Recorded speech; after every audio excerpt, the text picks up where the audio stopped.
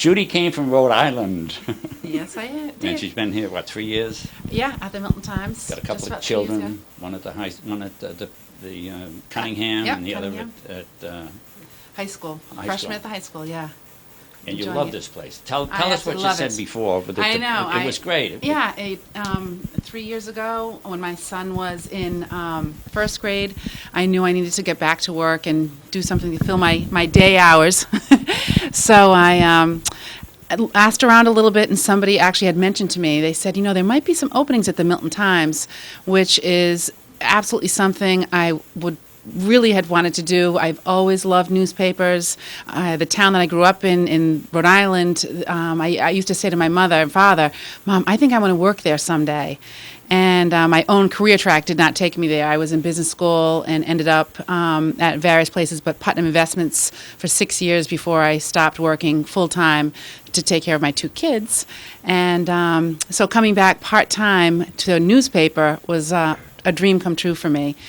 But coming into it, I had absolutely no clue what it was about. So hearing things like bylines and tear sheets and all these publishing words, I was pretty taken aback, and but learned quickly and was put right into the job. Pat's definitely good about dropping somebody into the job and giving them a ton of support and encouragement and saying, you can do it and go for it. So that's what happened. You do a little writing here too, right? Yeah, I've written some articles. I've done a restaurant review. I've done a little sports writing. I've taken pictures. In fact, one of my pictures on the front page, it was a house fire that we had over in East Milton Square area, Sheldon Street, I think, had a house fire.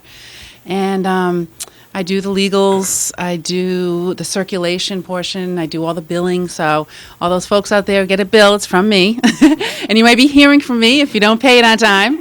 So I do a lot of things in the 30 hours, and I work great hours, 8:30 to 2:30, perfect hours for my kids. The restaurant review, we could use a restaurant review show, couldn't we? Yeah. We could use a restaurant, yeah. Oh, I love that. It's another passion. I love cooking. If people who know me know I love to cook, entertain, good food. So, Well, welcome to Milton. thank you. I love it. Bernie Should we Ed tell them that we- advertising manager here at the Milton Times. Unlike Judy, I have been, publishing has been running through my blood for many, many years. As I was saying before to Bernie, my first introduction to publishing was when I took my first economics class in college. And we used the Wall Street Journal as a textbook at that point in time, and I really learned a lot. I think I learned more out of that one course than all my other business courses combined. I then went on and graduated from college, and I worked at the Wall Street Journal for about just shy of 10 years. I was on the other end of things. I had done more of the circulation responsibilities within the Wall Street Journal, but it really gave me my first taste as far as publishing, and I fell in love with it. Most recently, I've been working at the Jewish Advocate, where I was an account executive selling advertising pays. My wife and I, who have been living here in Milton and have raised 2 boys, one's a middler at Northeastern and the other's going to be graduating from Milton High and has expectations as far as going to Northeastern the following year. We have been living in Milton for 23 years. We've been subscribing to the Milton Times for probably as long as Pat has owned it, 14, 15 years. I came home from my job one day and I picked it up and I really appreciated the reporting and the truthfulness and honesty that went into this publication.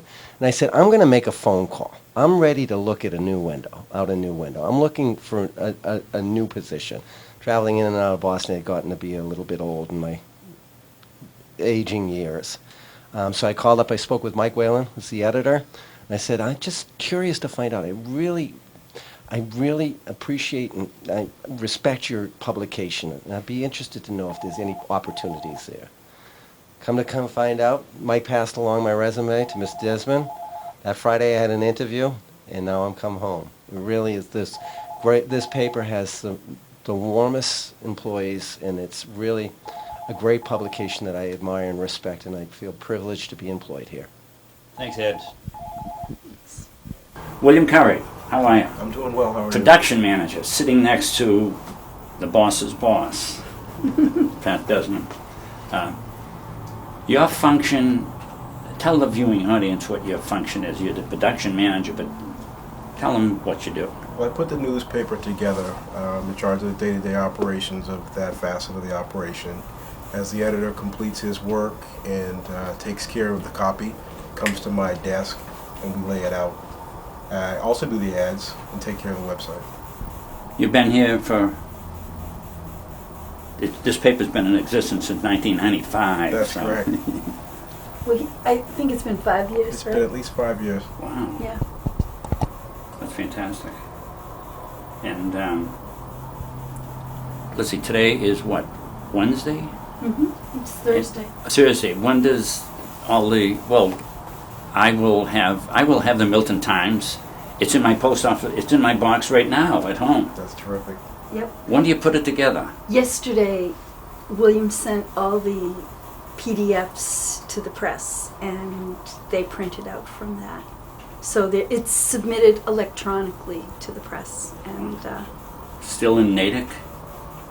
no, we go to Hanover. Hanover. Oh, Hanover. It's an ongoing process, but it culminates on Wednesday when we actually send the files down. Wow, and they must mail it from there? It gets mailed out of East Milton. It comes back the next morning. Oh, it comes back here? Yep. And you have to And- bring it over there, or do they deliver it? Well, they drop it off on the way. Yeah, that's fantastic. But the newsstand copies come directly here.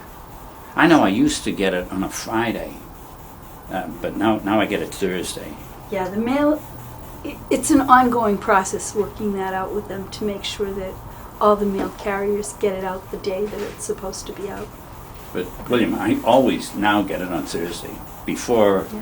I'd sometimes get it on Thursday, but most of the time on Friday. But it's great, you know. That's terrific. Yeah. And of course, what I do is I hop on the internet, and your paper's not up. I do it like at 6 o'clock Thursday morning just to try to get a scoop.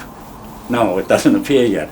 It like noon, I'll get it. The newspaper is on the stands for sale. We certainly don't want to infringe upon that success. So Yeah. we generally delay a little bit before we publish on the web, but you can generally find it afternoon. Well, that's fantastic. Yeah. And William doesn't put too much up either. You know, I noticed that. yeah.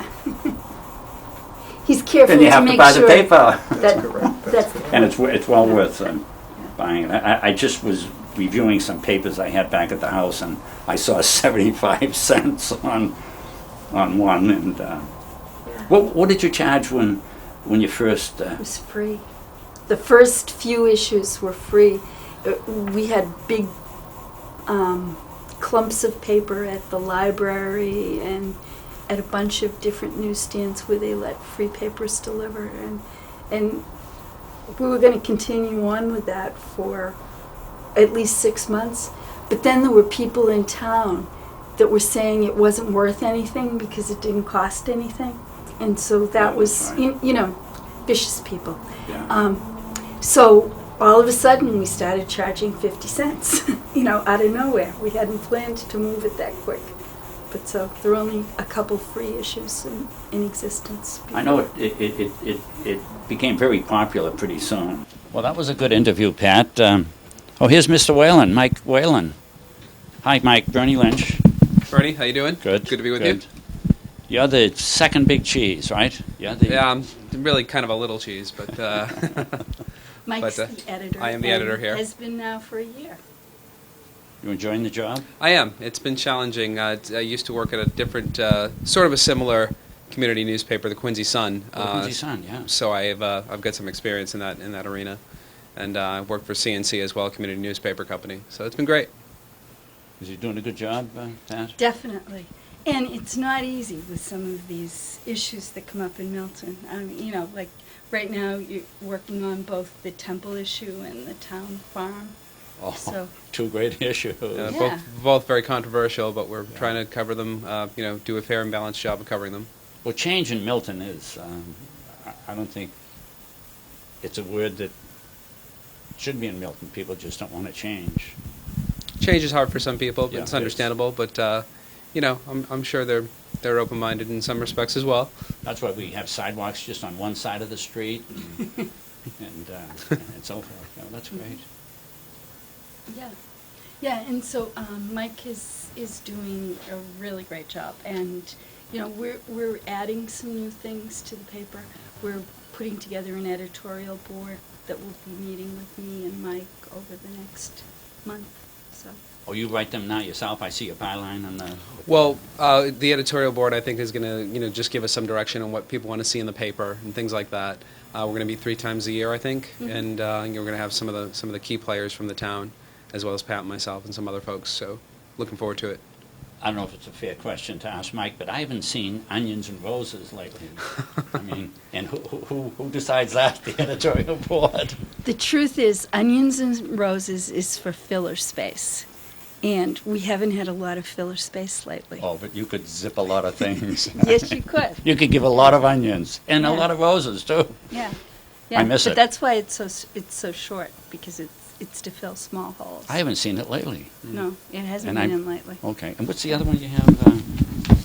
Oh, sorry, bits and pieces. Yeah, that hasn't been in lately, No, I and haven't it's the seen same that. thing. Those are filler holes. Yeah, yeah. that- So I know your paper is a that are- lot of print, Well, Mike, great.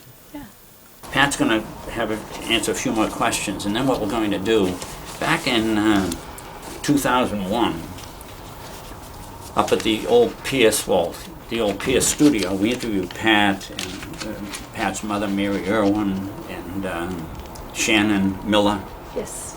They were the stamp lickers, and they told us all about how they put the paper together. Well, you're going to see that show in about a minute, and you can see how Pat still looks the same, and I probably look because that's what 7 years ago, yeah, 8 years ago.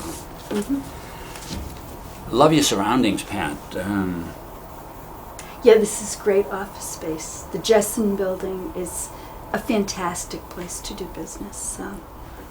It's Right across from the post office. I yeah, probably we meet. have parking. You do. Yeah, parking around In the Milton? building. Imagine that. Onions and Roses exists when there's filler space available. It's been really tight. Really, really tight in the past few months. Yeah, I know a lot of news with the Lot of temple and the parking and And space is dictated by how much advertising there is. And you may know the real estate market's been kind of tough. And so our number of pages has not been what it used to be. So fighting for that little amount of space, we don't have a lot of need for filler right now. We try to get in everything that comes in from the community. But we need to operate so that at least 30% of our pages happen to be advertising, because somehow we've got to pay for those pages and pay for the staff that you Oh, met. and Some of the people, tremendous but staff. there's I mean, you know, a few it's- more. yeah. That, great people. Well, one question that the question I'm going to ask is about letters to the editor.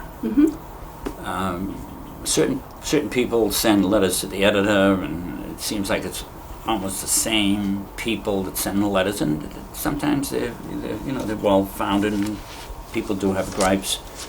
And I remember back in 8 years ago when we did the first show, I asked you, if a letter comes in, how do you handle it? Do you I guess you can editorialize it just a little, but not We much. take things out. We don't put things in. We don't add to it. Good, okay. Yeah, but for instance, the past couple weeks, we've been getting a lot of letters that some people might think are personal attacks, and so we don't want to do that. We have had a long-standing policy that we don't get into personal attacks. Now, what someone considers a personal attack, you need to say something bad about somebody first. And so what one person considers saying something bad, others might not. So there's always some grounds. Mike spends a lot of time working with that, but we all of us in the editing process, take things out of the letters. that might offend somebody or other, because it is a local paper. People's children and friends and their mothers are going to be reading these things, and other people sometimes don't understand that when they're dashing off a quick letter that might contain an insult or two. Why couldn't the person just go to the person they're referring to and say, hey, you know, I mean, I also recall on the first show we did, you said that in your first year in business, you did not really want to be tremendously controversial. You wanted to find your legs and then do some research, and then you come out, you know, some great articles, and you call it the way it is, and the meetings that you cover, you know, we see your reporters at at least I see them at the planning board, and Yep. Don and Mike are doing selectmen and school committee, and they're there, and then the recap, like I know the planning board because I'm sitting there all the time. I read the article that you write about the planning board, and yeah, it's just what happened, you know, it's that. Yeah, we try to put a positive slant on things when we can, but we're not afraid to That's talk right. about the issues. You know, putting a positive spin on something is one thing. Shading it so that you're twisting the real meaning would be something that I would not want to be part of. I think that's why you've done well, is that you've got this reputation. Pat Desmond's paper, they give so much to nonprofit groups. I mean, you know, they just give a lot of free publicity, and you're going to be thanked for that. Well, thank you. Getting those kinds of things out into the community, letting people know what's coming up, that's what a local paper is about. I know a person who started a newspaper in another community because she wanted to find out when the church was having bean suppers. Now, I don't think there are many churches in Milton that have bean suppers, but Anymore. pretty much, if there's something happening in town, usually you'll find it in the paper. That's right. That's right. So, watch Pat. It's probably going to be 10 seconds. You're going to see Pat and myself 8 years ago. So, Okay. stay tuned and good luck. And this is Bernie Lynch and Pat Desmond. I want to thank Mike Lynch and Don Royne, who's behind the camera here. And until next time. Thank you very much, Bernie. I You're welcome, really Pat. appreciate You're this welcome. opportunity. This is Bernie Lynch. Welcome to Milton Speaks. We have with us this evening the three heavy hitters of the Milton Times. That not the New York Times. It's better than the New York Times. It's the Milton Times. We have the mother of Pat Desmond here, Mary Irwin. Mary, I guess, was the real big support for Pat. But we'll let Mary talk about that. We have Pat Desmond, the publicist, the publisher of the Milton Times, and which is kind of a success story here in Milton. But she'll tell you about 5 other startups that she was involved with that maybe weren't a success. And we have Shannon Miller. If you turn into the Selectmen on Thursday nights, or whenever they're on, they seem to switch around these days. Shannon is right next to Kendra Johnson from the Ledger, and you can see Shannon taking all the notes and everything that happens at the Selectmen's meetings. And then, of course, you read about it in the paper. So, Pat Desmond, welcome. Welcome aboard. And I've chatted with Pat several times. She was kind of reluctant to come on at first, but I asked her, I said, Pat, how many newspapers have started up in the last several years and have succeeded? And I think it's been 6 years? Yeah, it's been 6 years in December, but we were actually beginning to work on it 6 years ago in the fall. I can remember some people in the town saying that paper will never succeed, but I read it all the time. Many people do read They it do. all the time. You know, 4,000 plus people Yeah. read it all the time, which is great. What about these 5 startups that you were involved with, of other papers that maybe didn't succeed? Maybe Or did Well, some of well, them most of them are still alive. Back in the 1980s, I was working at Mariner Newspapers, which is a chain of weekly newspapers that began out of Marshfield.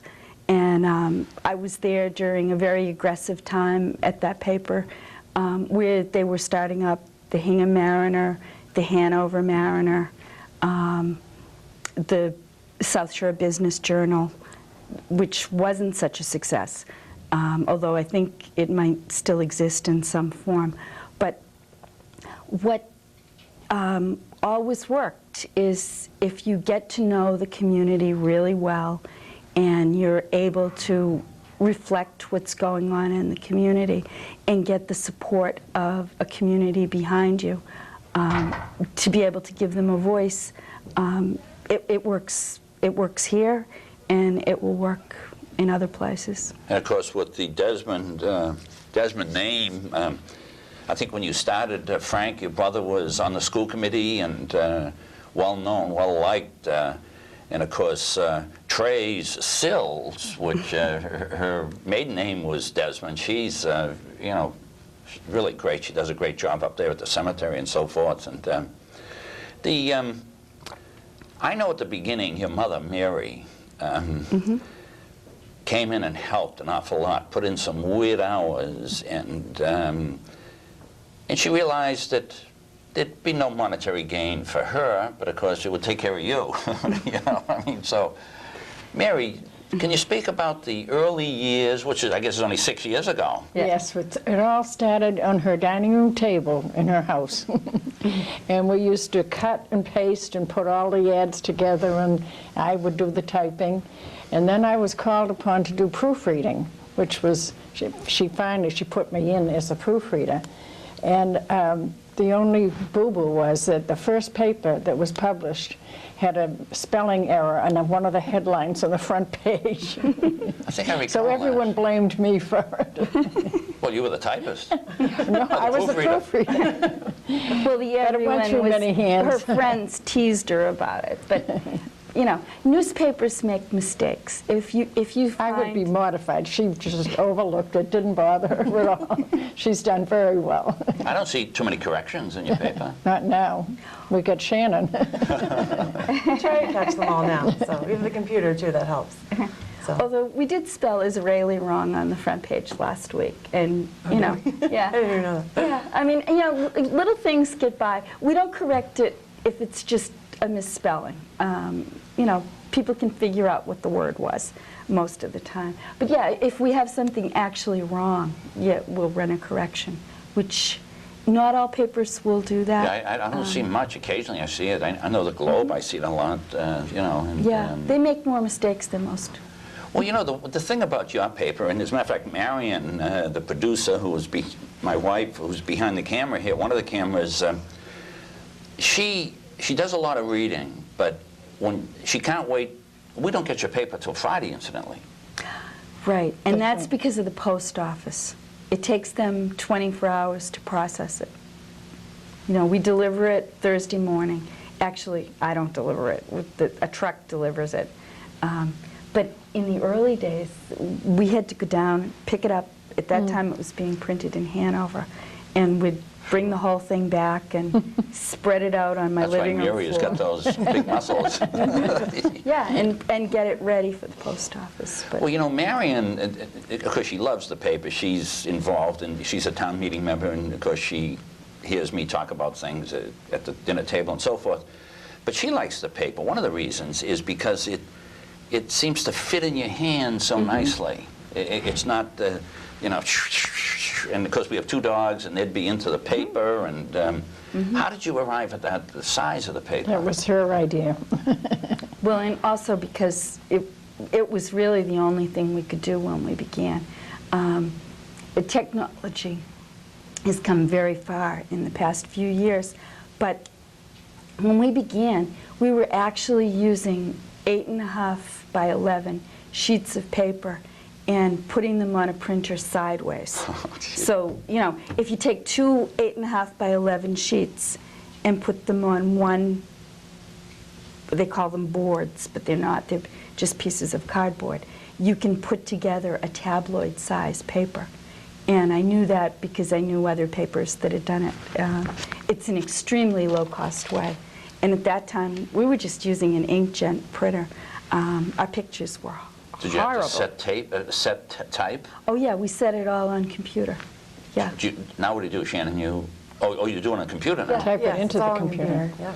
Yeah. And But it's changed. I mean, Shannon can tell you about that, about how she produces well, it. I know she produces the index. I wish we could get a shot of the index, but it's like editorials, letter to the editor, commentary. But just back to the selectmen for a minute.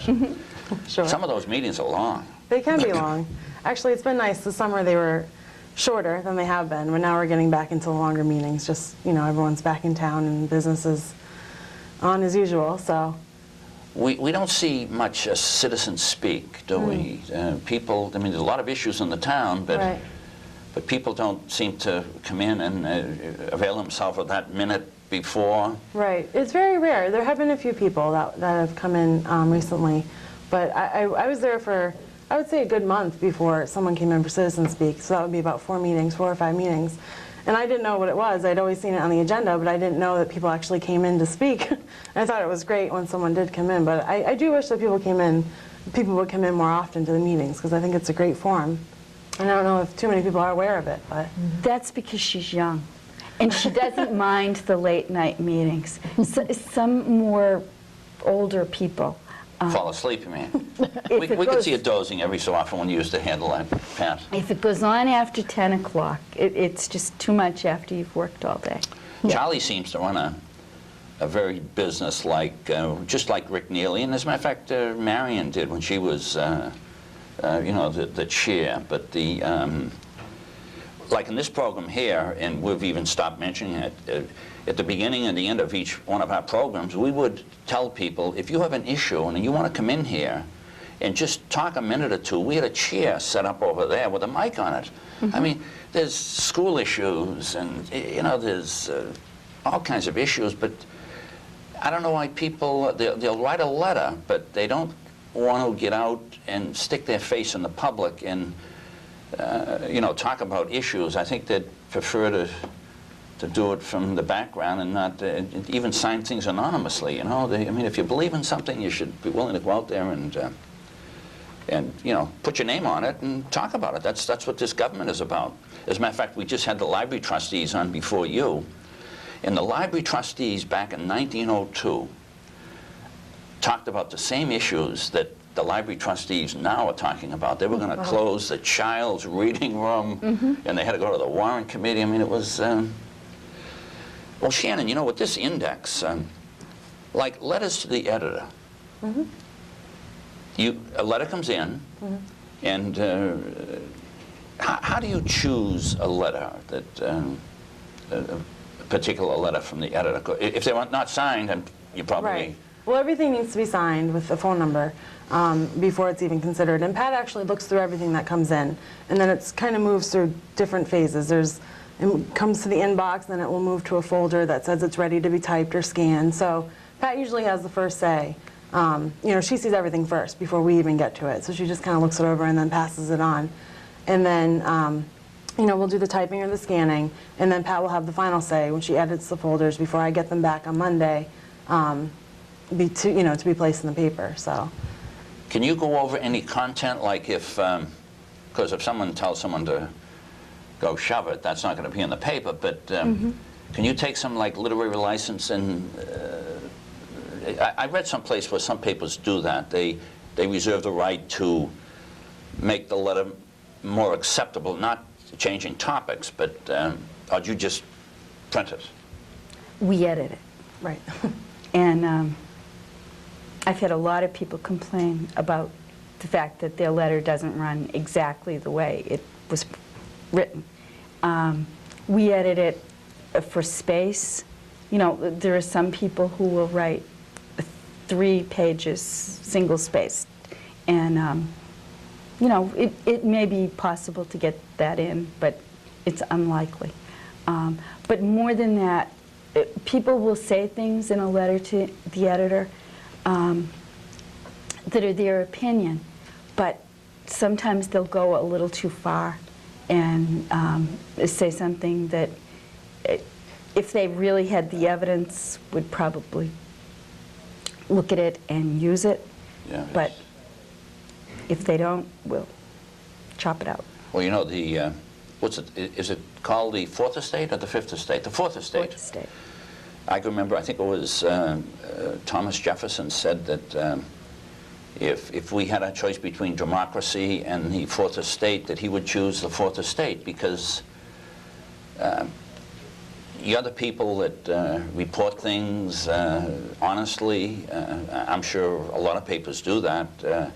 And if it wasn't for people like you and Kendra Johnson and the other newspaper in the town at these meetings, you know, so the public knows, I know when we see the newspaper in the audience on the planning board, you kind of rise to a higher occasion. You know, you might not tell jokes, and so you keep us honest, and it's a great medium. It is.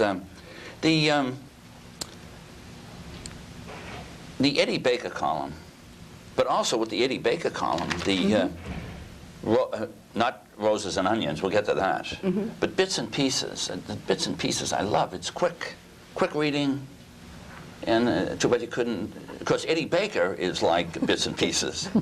I know Shannon wants to tell us about Eddie Baker's stuff that you can tell. Yeah.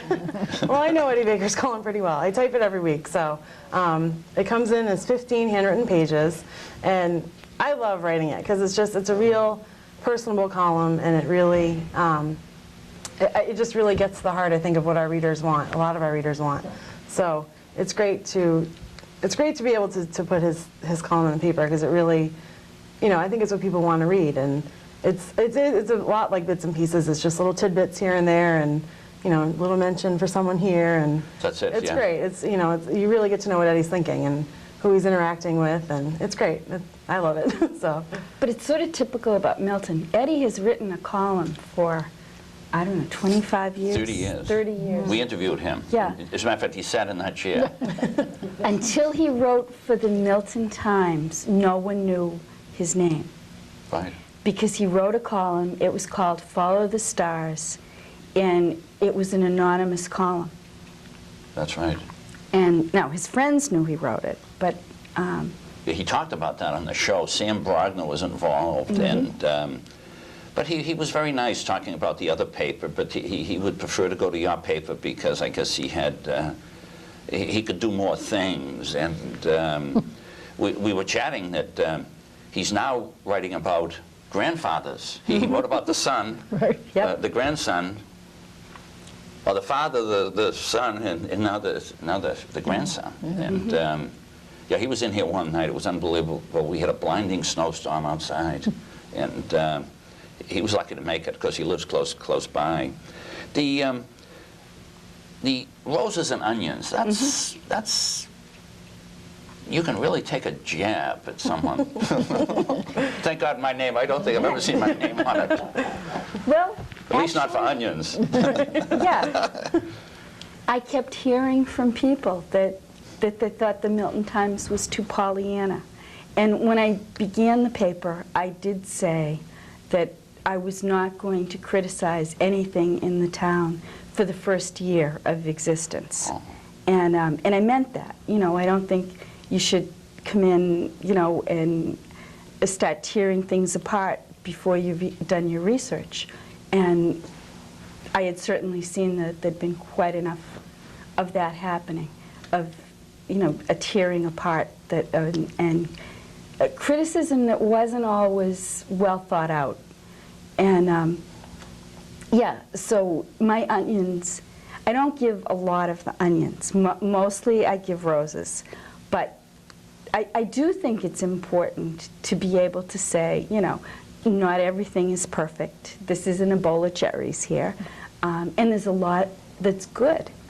And you know, I'm much more apt to give onions to the MWRA, to Mass Port Authority, you know, to these anonymous bureaucracies that seem to be asking for it That's right. than to an individual. I mean, it would take a lot before I would give one to an individual. Well, you know, when you see, because I have several Milton Times here, but if your name appears in that Onions and Roses, and like, for instance, if it's the Onion, you don't have to say much. All you have to say is, you know, onions to Bernie Lynch, you know, on the Milton Planning Board. You know, you've said very little, but you really said a lot, you know. Well, if you get that hood building accomplished, nobody will ever give you onions, Bernie. You know, Roses every week. Yeah. Stay tuned. It's, something's going to happen very quick. Yeah.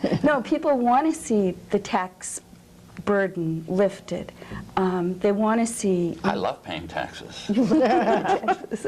Marion pays all the taxes. But no, that's true. It's great. I wish the bits and pieces.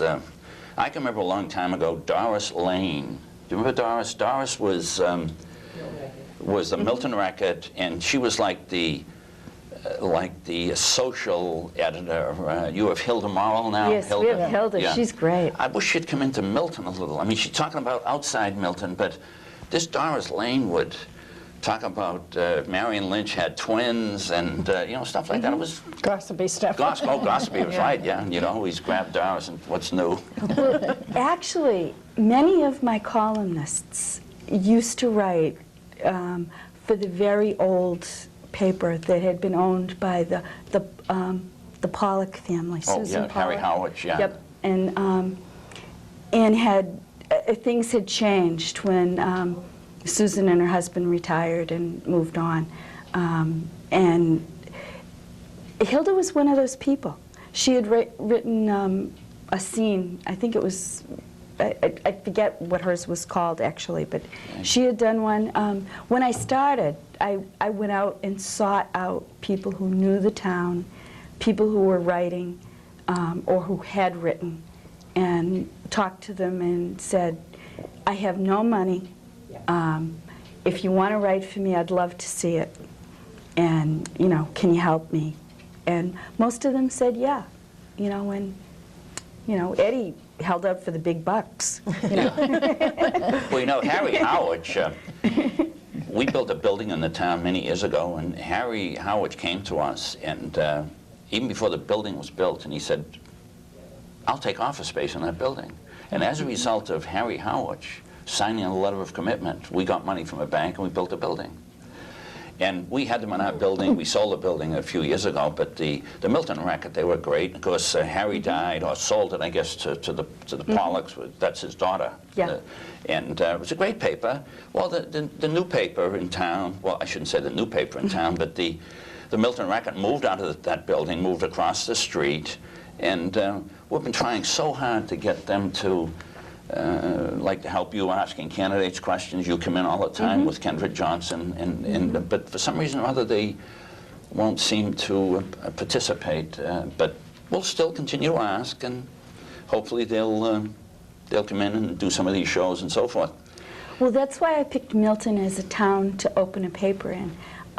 You know, as I said, I have been part of other weeklies starting in other places. And I'm beginning to get a tickle. you need to find a place, if you're going to open a paper on a low budget, where the needs of the community aren't being met, where people can't get heard.